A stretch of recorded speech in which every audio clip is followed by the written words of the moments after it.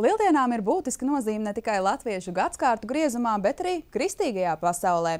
Tāpēc, lai pārunātu, kā šos svētkus atzīmē kristieši, šovakar studijā esam aicinājuši Valmieras Svētās Sīmeņa draudzes mācītāju Arni Bušu. Labvakar! Labvakar! Šodien mēs atzīmējām Lielo Piektdienu. Ko nozīmē šie svētki kristiešiem?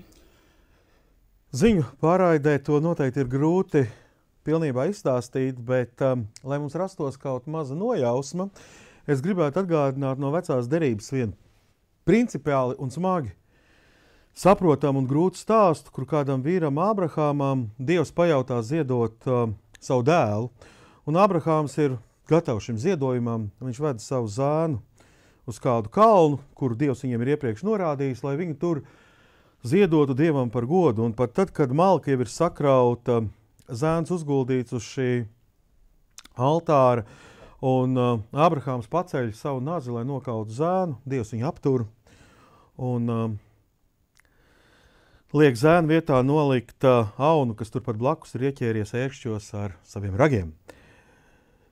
Un sākumā šķiet grūti saprotams šis stāsts. Man pat draugi ir jautājuši un teikuši: Ārni, ja tāds ir tavs Dievs, tad man viņu nevajag. Nu, redziet, Lielajā Piektdienā mūsu grēku dēļ kādam tēvam nācās uzvest savu dēlu uz Golgātas krustu, pie Golgātas krusta, uz Golgātas kalnu, un ļaut viņam tur nomirt. Tas bija debesu tēvs, kurš upurēja savu dēlu, manu, jūsu, mūsu visu grēku dēļ. Tā ir Lielās Piektdienas lielā jēga un lielā būtība, ka pie krusta Golgātā ir samaksāts mans, tavs un mūsu visu grēku saraksts un parāds. Un varbūt tādās lielās kategorijās mums domāt ir grūti, bet mazā kategorijā tas būtu tā ļoti, ļoti vienkārši. Tad, kad mēs stāvam rindā Maksimā pie kases, kāds nākamais aiz mums saka: nemaksā, es samaksāšu tavā vietā. Tas būtu diezgan liels pārsteigums un liels prieks. Iedomājies, ka kāds tev Lielajā Piektdienā aiz muguras saka: mans mīļais bērns, es tevi esmu atpircis, tu esi mans, es par visu esmu samaksājis. Tas ir īsākais stāsts, ko es esmu stāstījis. Šodien arī valmierieši varēja vērot Kristus ciešanu gājienu pilsētas teritorijā. Ar kādu domu šis gājiens notiek? Šis gājiens ir tieši tādēļ, lai atgādinātu cilvēkiem pasaulē, draudzes Valmierai, tai pilsētai, kurā mēs kalpojam, par to, ka kāds arī par tevi ir samaksājis, lai tev būtu mūžīgā dzīvība. Jā, bet savukārt jau rīt ir klusā sestdiena, un tam sekos Lieldienas. Jā. Ko nozīmē šie svētki? Šie ir prieka svētki. Tas, kas mums šķita neiespējams, ka kāds mūs var atpirkt, ka kāds var mūs atpestīt no grēka varas, ka tas reāli ir noticis, ka tas reāli ir piepildījies. Mums neaptveram lieta, kāds no kapa ir augšām cēlies, un tas ir šis uzvaras prieks pār grēku un arī par nāvi, ar kuru mēs agri vai vēl konfrontēti būsim visi. Ar kādām sajūtām īsti mums vajadzētu sagaidīt Lieldienas? Ir šis Lielās Piektdienas stāsts, kas varbūt ir netik ļoti priecīgs, bet Lieldienās tomēr šis stāsts ir pozitīvs un priecīgs. Jā, tā problēma slēpjas tajā, ka bieži vien arī gan zaļās ceturtdienas, gan Lielās Piektdienas notikums ar latviešu cilvēkiem ir izrunāt vieglāk, viņiem vieglāk ir saprast, jo arī mūsu tautas un nācijas ceļš ir sāpju, ciešanu, nodevības un dažādu likstu pilns. Un Lieldienas šī uzvara bieži vien ir neaptverama un nesaprotama. Man gribētos, ka mēs visi skatītos uz to prieku, ar kādu pats Kristus pēc savas augšām celšanās priecājas par to, ka viņš ir uzvarējis nāvi, ka debes tēvs viņam ir devis spēku un visas tās iespējas, un tad, lūkojoties viņa priekā, mēs varam sataustīt Lieldienu prieku. Citādi to ir grūti noķert. Jā, tās ir tās kristīgās lietas, bet mēs zinām, blakus tam visam stāv arī latviskās tradīcijas. Mēs krāsojam olas, šūpojamies, šo svētkus uzskatām varbūt kā tādu pavasara iestāšanos. Kā šīs lietas, tomēr vai viņas abas var apvienot Lieldienas kā kristīgos svētkus un šos te latviskās tradīcijas? Par olām es varbūt mazliet pastarīdētos, bet pašam būtu interesanti pastarīdēties. Man liekas, tā ir dziļa kristīga tradīcija, jo no olas dzimst cālis, kaut kas tāds, kas varbūt no turienes pirmā brīdī netiek gaidīts un nav iespējams. Tādēļ krāso olas, man ir grūti pateikt. Viss, kas ir tam apkārt un ko mēs saucam par latviskajām tradīcijām. principā ir tas, kā mēs sevi izklaidējam. Tas, kā mēs priecājamies, ko mēs pieliekam tam klāt. Nu, mana bīstamība būtu tā, ka es tur negribētu ieraudzīt nekādu maģiju. Ja, ja mēs šūpojamies, tas tāpēc, ka puišiem patīk izšūpināt meitas un nevis izšūpot ārā nelaimi, likstas vai vēl kaut kādas citas lietas, ja, nu, mēs varam saukt to, kā mēs gribam. Tā ir vienkārši izklaide, labā laikā, tātad pavasara tošanās un visas citas lietas.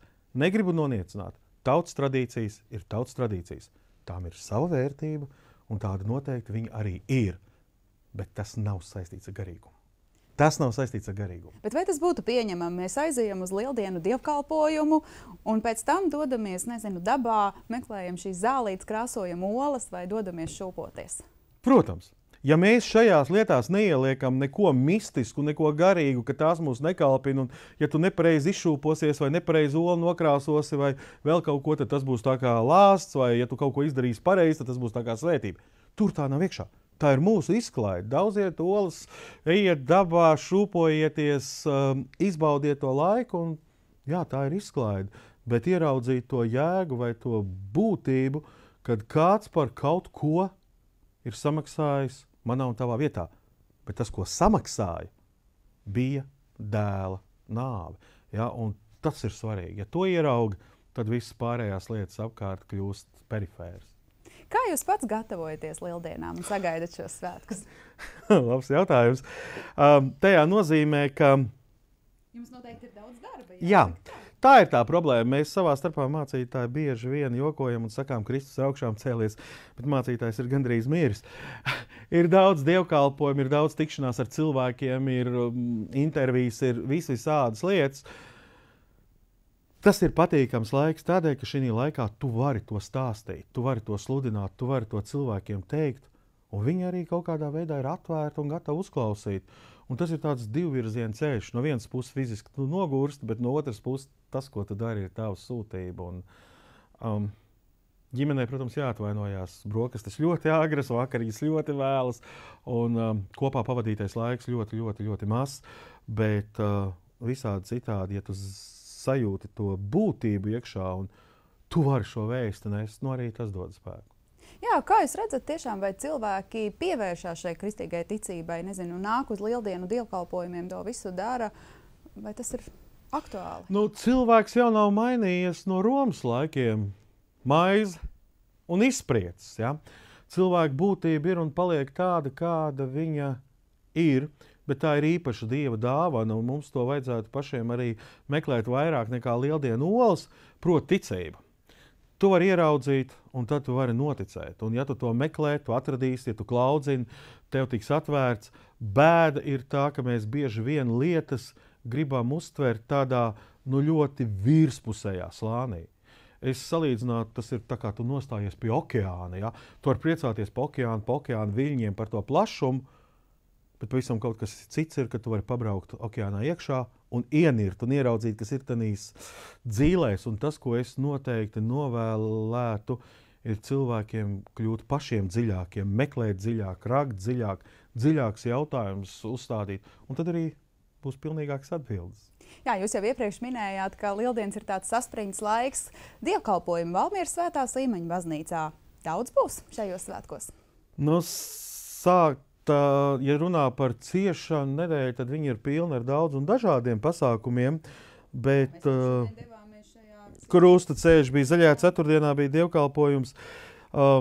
Tagad ir priekšā klusā sestdiena, un tātad mēs sagaidām pirmos gaismas stars vai nakts vigīliju, kas sākās jau 11:30 vai 23:30, tātad pusstundu pirms pusnakts, lai 12:00 jau iedegtu gaismas un svinētu Kristus augšām celšanās svētkus. Un tad ir svētdienas dievkalpojumi, lieldienu dievkalpojumi, 8:00 no rīta vārda dievkalpojums, 11:00.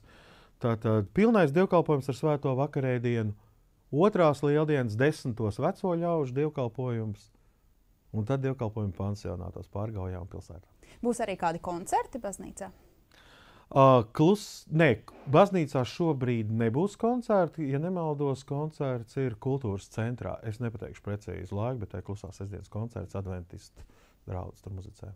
Nu ko, šajā brīdī es teikšu jums lielu paldies, ka atradāt laiku šajā saspringtajā laikā, lai atnāktu ciemos arī pie mums un pastāstītu mūsu Vidzemes ziņas klausītājiem, skatītājiem, kas tad ir tā lieldienu būtība. Un es atgādināšu, ka šovakar pie mums studijā bija Valmieras Svētās Līmeņa draudzes mācītājs Arnis Bušs.